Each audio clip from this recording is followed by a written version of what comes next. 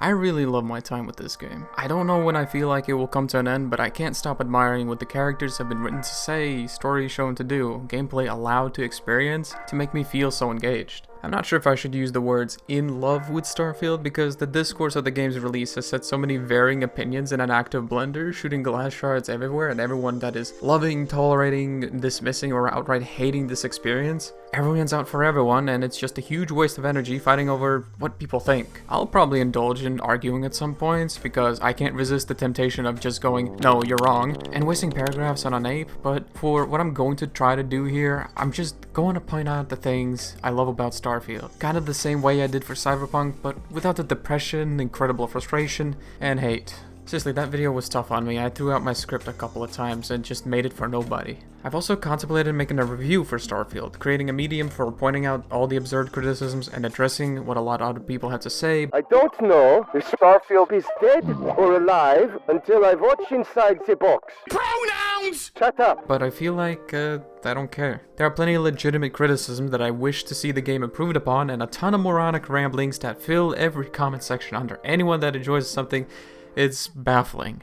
I am baffled. Now I have become the dumbfounded, the flabbergasted of the Mofoozles. It's the same baffling sense of hopelessness you see when defenses mount for Cyberpunk when it was released and what justifications came from the audience of that dumpster fire. And that includes me. I was no better. I tried to enjoy that broken experience and advocated that if you still have some spirit in you to give the game a chance, that at the very least the story and atmosphere were there. And I still don't really hate the game. I just hate what happened to it. Maybe first, to help understand my position, it's worth explaining my background with this game, or with Bethesda's games in general, for me. A lot of what can come from a negative perspective is purely situational just as well as what comes from a positive perspective, so here's how I came to a positive conclusion. My exposure to Starfield was minimal from the very start of the announcement. I barely knew of the name when E3 was a thing, and that random ass flying over the mountains clip of the new Elder Scrolls stuck around my head much more than anything about Starfield. So one point of my perspective you could draw from this is that I'm very uninitiated in the Bethesda formula. This RPG formula then could seem fresh to me, but not to the very expected and known formula to others that have been there for all or some of the Fallout games. Now, I've really enjoyed fantasy and science fiction, much more than anything in between. Fallout never fell into the frame of what excites me as a setting in a game, and even though the writing, gameplay, and choices, or whatever, might have been good in this or that Fallout, I was just never into the setting. The same way I've never been into the cowboy setting in Red Dead, and hence still haven't given that surely magnificent game a try. A lot of that initial drive seems to be the setting, the roleplay aspect that I wish to immerse myself in. It's an RPG with varying perspectives and paths to take. No loading screen or lack of space travel is going to stop me from enjoying all that's great about this game. Even though those would have been great things to solve, to make this game much more than it is now, it wouldn't have been the be-all end-all game that you think you wanted if you are the person that adamantly hates the game for those sole reasons. Depth of space travel would have only helped increase the engagement for those already interested by the concept of space, while players not yet captured by the setting and wonder what only had a point in time where they go, oh that's neat, and later just drop the game from boredom anyways. There's also an argument to make that the longer exposure to the game, given that some finds at least space travel neat if it was implemented, could come around to actually falling in love with the aspects and not dropping the game. But it seems that would be a diminishing return. Not for the players already engaged. I think it would be great if it was there, but I don't think it's worth appealing to those who don't have much to be interested in to begin with. Like people going to just about anyone who reviewed the game with under 10 hours and saying, it gets better at 20. Don't bother. It's like trying to show your favorite video to your friend unprompted without even once sharing the same interest and hoping they'll like it too. It's awkward. I get that this random reviewer misjudged this thing you see passion in, but the amount of oh you haven't played enough arguments are getting as annoyingly common as oh you like the game? You're just a paid off Bethesda simp. Yes, hi, that is me, paid actor channel here, that special kind of paid off shield that hates seeing Todd spew bullshit on stage and has only played and enjoyed Skyrim. I have touched 76, but we don't talk about that. Good base building though, and even that is controversial to say. Yeah, I really don't fit the mold of being a Bethesda simp when I actually hate the figureheads, but that has put me in a uniquely different position. Since I hate marketing people spewing marketing bullshit, I never into the scenario of false promises. I've observed the fact that marketing made the game seem more than it is to a lot of people. Made it seem space travel is something limitless when it actually is limitedness. In the end, disappointing many. From one side, I'm inclined to agree that advertising needs to be clear, toned down, realistic, but from another, Are you stupid? How many times do you need this lesson taught? The infatuated and dazzling language did exactly what it was supposed to do, convince you on the purchase. Has Cyberpunk taught us nothing? Just please, make your purchasing decisions on seeing gameplay, and even then, you have to be skeptical, because, again, Cyberpunk and their gameplay trailer being crafted first instead of just being a segment of the game. I get that being hyped for something is fun, but also getting what you expected is fun. It's way better, actually. On release to see initial reviews from regular players to make my decision. It was only word of mouth, only gameplay that I trusted. Everyone's experiences in this matter have been fairly valid. Of course there'll be the die-hard fan cases and some wild hate boners, but we don't pay attention to those. Now, for what I'm about to say, I am the dumbest, most uneducated person alive, and I know jack shit about space other than the random trivia that I think is cool, but I love space. The wonder, the discovery, and mystery of the endless is thrilling to take in, even if what you land on is a dead rock. Is the random moon you pick to land supposed to be exhilarating and full of life? Depends. It's a bit annoying to see these arguments that lean on, why can't I land on this, why is this place dead as fuck, why is there so many random outposts here, bruh, this place is flat, where's the water, and both seeing how these points come from a genuine place, but also how stupid they are. You'll have varying experiences depending on where you land, where you go. You're right to form an observation of having nothing interesting to see on a dead rock, or the next dead rock, but then don't land on dead rocks if you want a scene to be something else, unless there's resources you need there. In that case, just I guess enjoy the low gravity, because oftentimes it's a smaller moon in orbit of a planet to have weaker pull, and jumping is much more fun there. Thing is, I already find the jumping fun. It's a simple thing that gives me another point of joy over someone that gains nothing from it. Meaning that Starfield for me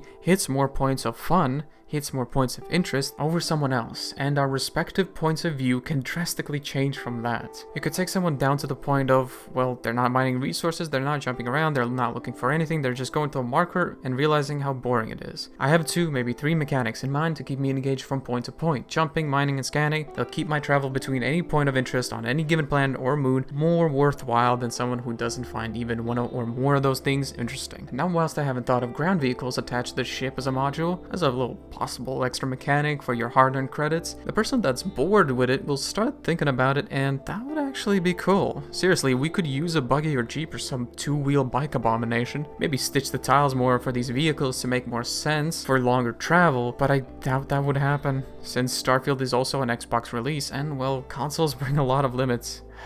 But consoles bring a lot of money too. I mean, come on, it's Microsoft. Maybe as much as I'd like it to believe to be just a console limitation, it just isn't so clear-cut. And oftentimes it is way more mixed than just that. Every one of these choices have weight. The point I'm trying to get across is you can't expect everything from something. It's a surefire way to be disappointed. What could I mean by that? Well, a lot of things, but the most obvious point I could make is trying to think it's No Man's Sky, trying to think it's Star Citizen, trying to think, what else? Cyberpunk. Bethesda's Starfield is that something that honestly comes as no surprise, and well, some expected way more, I guess. Starfield is way more, but some seem to have forgotten that Bethesda has their signature of doing things, All of this just and I'm not even one to talk of what that signature is because I'm not well initiated in the catalog of their games, yet it comes across as something obvious. You could argue that this isn't Skyrim of going everywhere you want on foot, but would you also take into account every instance of a planet tile being their own localized Skyrim? Sure, any random planet won't be filled with story-rich quests that connect to each other on the same tile, but they will be filled with random encounters and points of interest. Seriously, as much as one could argue points of interest repeat too much with the same enemy layouts, I still, at 140, wait, since the script I have 179 hours, so I still at 179 hours found fresh buildings or caves with differences in having enemies, no enemies, or random encounters, and still at 179 I keep finding more shit. I can and I am still appreciating that. But I mean, come on. Some of those hours I spent appreciating are over collecting clips of day-night cycles on random planets. I spent hours within days just sitting there admiring the sky change in front of me at 50 to 80 times speed. And this is becoming a tangent, so let's do this. I had to achieve this with console commands, but you can speed up time and watch planets move as if you're time-lapsing the sky, and it's fucking beautiful. The change in weather patterns, the randomness of, let's say, how often or long cloudy weather appears and when rain starts or dust storms begin on dead rocks. It was beautiful and frustratingly variable. Like skipping time ahead or waiting for the perfect conditions for the perfect shot was never a predictable thing. I had better chances of getting the weather I need by jumping around the planet in the same biome. and I was trying to get a clip, but I kept finding new discoveries about these systems that Starfield had in place that none of us would ever be bothered to notice unless we viewed the world through the eyes of a squirrel. It fascinated me. The seeming accuracy of planets rotating around each other, which moons manage to complete rotations faster or slower than others, the day-night length depending on where you are and what angle your planet's rotating at, the fact that the light reflects off a red gas giant to give your planet the red-tinted night light. I'm nerding over things I do not even understand, but I just see them and my happy chemicals spike. It's not even a mechanic you could directly interact with, it's just the observable, and you probably won't notice it. You know what else is observable? Ringed planets snapping after a large rotation, by the way. It's disgusting. Please fix. Also, since I'm snapping at Starfield, I guess I should say, yeah, too many loading screens. Like, please fix. Alright, so how many pages I'm in without actually mentioning the core gameplay yet? 3? Ah, great. So yeah, the game's RPG gameplay loop, from the very basic action roots being that core combat loop, and to the very story loop being an infinite universe theory, time being relative, and the amount of awesome quests or concepts that being true here, it throws you in for a loop. Quite literally. You could go the entire game enjoying and engaging in combat and altering or refining your arsenal, exploring more ways to kill and more things to kill. You could go the entire game enjoying gathering and creating outposts, expanding into automation and industrialization. And you could go the entire game exploring different stories across different colonies, playing as whatever character you like, working on the skills you've refined, into the many decisions and approaches the game offers. Everyone's experience with this game, the paths they take, the skills they learn, and conclusions they make will be vastly different. The most beautiful part of it, this was intended. The in-universe story revolves around exactly that, what you choose to do and believe, giving you perfectly sound reasoning to go do whatever you like, complete the story or not, and then continue past the point of completion. Whatever you will choose to do will be true to you, or the character in that universe. It's like your save being a little reality of its own. Make a new character for a new game if you like, complete the story, and be reborn as the same character if you like. Be reborn as a new character that takes a different, new, or continuous journey if you like. The commonality is space, and I get it. Ironic that space travel isn't there, but I don't mind enjoying what we have here. It's already a lot. It's a lot more than I expected. I feel like saying that alone either makes people think that my standards are low, maybe they are, or that I'm spewing word drizzle. But it is a genuine feeling I have about this game. Nothing's breaking like what I've seen documented by others, other than stoner faces, some supersonic sprinting corner goblin behavior, and well, whatever the fuck I messed up advancing time by 50 times in space. I'm surprised the game even worked at that point. I have had the game crash like 3 times. It says once in the script, but now it's been 3 times. I've had my mouse suddenly not work until a full restart, so that was annoying. My experience, just like with Cyberpunk on PC, has been way more favorable to have a positive outlook on both of these games, and I also hate the figureheads of both of those game companies. It's a shame that we have to oddly repeat the same hate story with vastly different outcomes or reasons. Cyberpunk's hate was just undeniable, justifiable, but Starfield being rated worse than 76? Get a grip. Go outside a bit, enjoy life. Maybe then you can actually appreciate more out of a game than what is directly in front of you. Maybe I shouldn't be bending everyone to how I see games, but I wish people appreciated these things more. These settings. It feels like even though we finally had a good year in gaming... Oh wait, no. Oh no, this script is kind of old. Starfield is a great game, maybe even amazing to those that appreciate astronomy in a game. Game of the year, garbage or mid is inaccurate. I mean, come on, it's an infinitely playable game about an infinite amount of universes. Of course it won't anymore be uniquely curated other than the sprinkled dialogues with characters you have or haven't met, but they also have a tendency to fall in line to regular dialogues. Like the notes you found on the very first Starborn, he tried to be a teacher to those who didn't understand. It's an oddly poetic thing that explains the same concept happening in the game. As much as he tried, people really didn't understand. He's taken multiple lives, doing things differently, seeing what sticks, and nothing really changes anyways. All that was left was forgotten knowledge of infinite universes, only sometimes mentioned as anecdotes to Constellation, which is why they even had any theory to begin with. I mean, Constellation wasn't the first to know about Unity, but they may have been the first to understand. The thing is, by the time you get to understand Unity, you are likely no longer the same. Okay, yeah, this is where I guess I really turn insane. Your understanding could come without ever stepping through Unity, or even cooler in this game, through a black hole, giving us some version of an answer about what a black hole might be in reality. Like, how can matter to the smallest quark seem to never go away, never disappear, but with black holes they do disappear endlessly? It's so enigmatic to try to learn something about black holes but only understand that they work differently from anything humanity understands. This game has a perfectly sound explanation or reasoning to continue this infinite gameplay loop. Since time is relative, since grav drives bend space instead of inventing faster than light travel, black holes don't just eat up matter but transport it in space and time all at once. Imagine the amount of possible theories with that.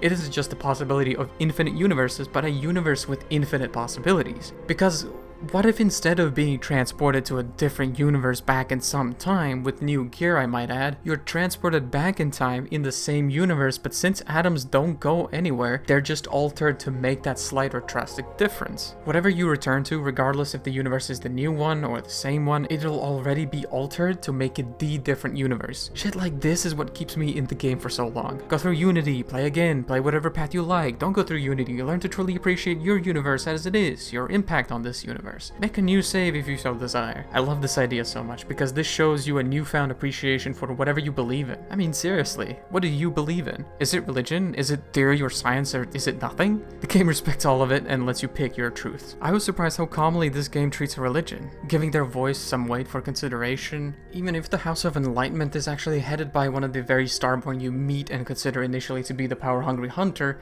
same person, different outcomes. It all brings into question what you believe is the right answer to you from the very in-universe faction alignment. I mean, have you looked at the in-game politics, beliefs? For me, it seems that each faction makes their own sense, be it out of principle or chain of events. The fact that the UC has corruption doesn't mean the UC is corrupted, it's just expected, but that's bureaucracy. Just like any free-to-do government with large enough government bodies and mechanisms leaves a lot of self-regulatory blind spots for human nature of wanting more to take place. I mean, how would you view UC/Vanguard's faction mission? With this unexecuted war criminal secretly imprisoned in what essentially is a terrarium, it could be inhumane, it could be corruption, it could be a fear of consequence, and some extent of manipulation by the prisoner in question. I mean, they manipulated us too, right? Maybe they did, maybe they didn't. If you believe this guy, you work in favor of the greater good. Better that less die than more. You get to weigh the question of who should have this deadly information, the type of info that even avoided the armistice. And with strenuous relationships at times of peace like this information can be deadly devastation to not just the UC, but anyone who happens to have an enemy. That information can be a weapon,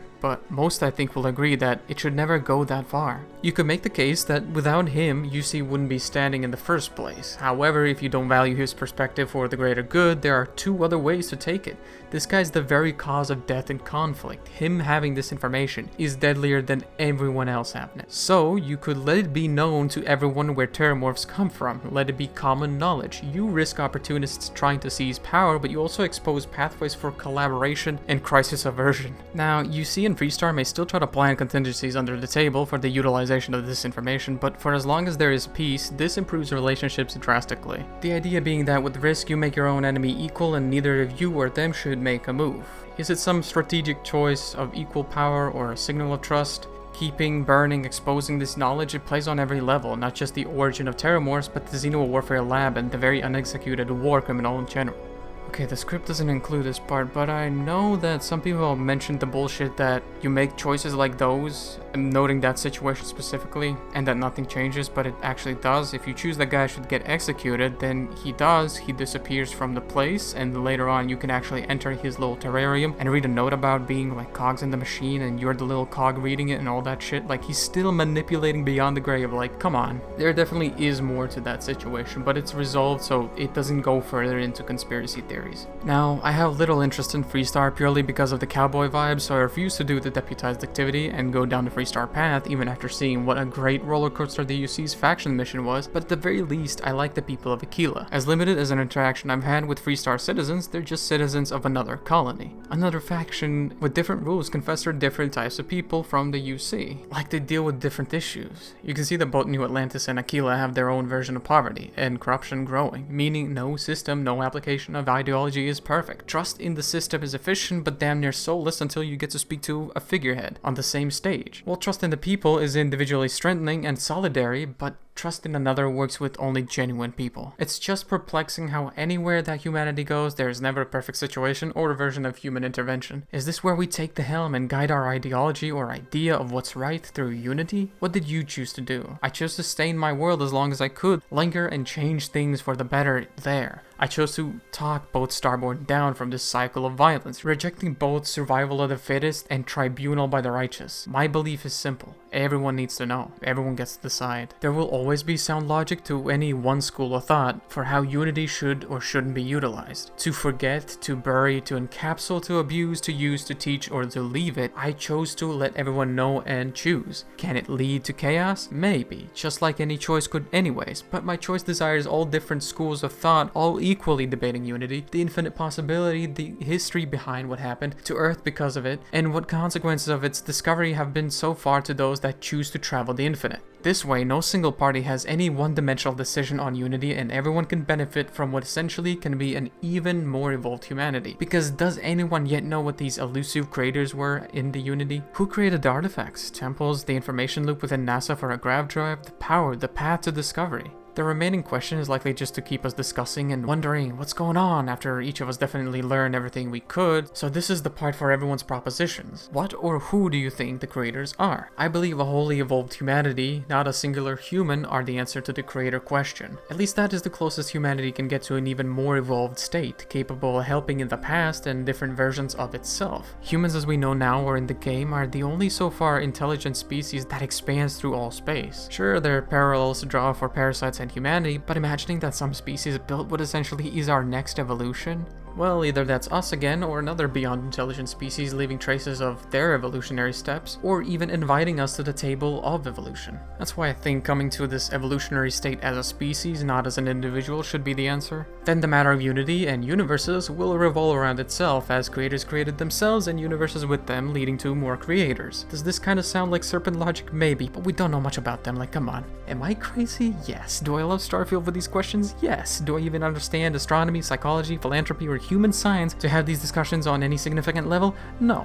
Can I still do it? Try and stop me. There's just no end in sight for the amount of theory crafting and things to do with this game. Every time I go on the game to look for a specific set of clips, I easily get distracted and record 10 times more unnecessary but beautiful shots where I only need that one. Like seriously, my introduction needed only 26 shots for the entire 3 minutes and I had 144 by the first 36 seconds. And I guess it's fine even if you don't record either. After finishing the main story and side stories, doing whatever you like to the fullest extent, there's still these random encounters, repeating mission boards people call radiant missions, ship and outpost building with the option to expanding to autonomous industrialization, kinda like Satisfactory Light and just plain old planetary exploration because some like me could appreciate the quiet times on different surfaces. None of that too? Alright, then go romance a companion. Start a commitment with them and then break their heart, experience all there is with the companions and see where their involvement takes you in the day-to-day. There hasn't been a single day that I have not chuckled when Vasco calls me Captain Cock. Constellation's characters alone are each with their own depth, and the only person I related to the least was Mateo. I didn't hate him, he made sense, but maybe it's the hat. I mean, come on. I found Adoring Fan's dorky Green Day haircut more appealing than whatever the sack on his head was. Meanwhile, I dripped the fuck out of Adoring Fan and got myself a reliable yes man to hype up even the toughest of shits. I can't believe there's so much dialogue to either fuck him off or kill him, but so little to tell him how much you value him. Fuck Andrea, literally. Adoring Fan is the homie. Oh, and if anyone asks why I haven't romanced Sarah instead, I'd like to bring forward this one comment from one of Bucket's posts. Sarah is vanilla.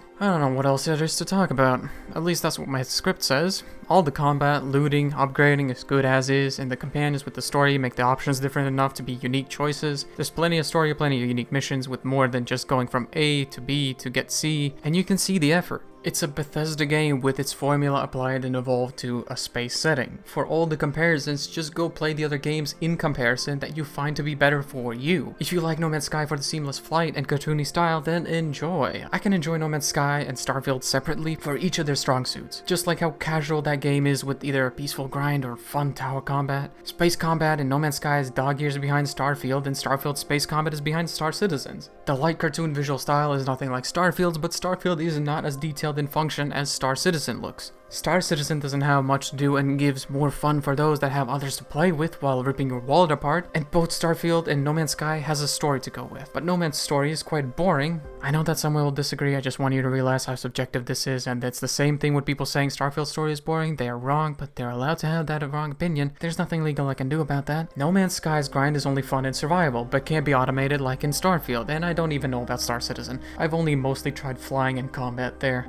Star Citizen's got its own appeals, but there's so many problems. Just Oh, and comparing Cyberpunk 2, oh, yeah, the world's maturely fucked there. It's a dystopia with a really good story, but it's not even near the RPG that Starfield is. Combat's way better now there too, but holy shit, for all the benefits of doubt that everyone gives No Man's Sky and Cyberpunk to patch themselves up in 2 years, those good graces stop at Starfield? The actually more stable release than what we've got to expect of Bethesda and games in general. The script says this one's been a good year for gaming, don't fuck it up, but it's already fucked up. Can't believe my script says don't fucking push it, but you already did. Seriously, stop pushing the industry into the fucking fire. It's already a massive gamble to go 5 to 10 years, fuck if even more, living off of someone else's money to hope you don't fail, and then see the day that you earn back the fucking years of revenue you just fucking ate at, and then have enough to keep going for another dice roll. Don't reward corporate greed, of course, but don't kill the livelihoods of genuine effort. You're only hurting your future options here. I guess I'm ending it here. I just want to mention a cool part about starting and ending missions being one small step, and then ending with one giant leap, just like it being the next evolutionary step. I also wanted to rant about CD Projekt so hard. So many juicy and creative words I have for those subhuman skinwalkers at the top that worked the devs to the bone, then avoided all the lashings by angry gamers because they're fucking blind. And those type of parasites, they got away with a juicy paycheck after all the urge to double dip their balls in your mouth. Of course, the game is fixed, but it's never going to be what it propped up to be, and still, all thanks to the devs. It's just disappointing and so frustrating having a much better release but experiencing the same repeat of events. So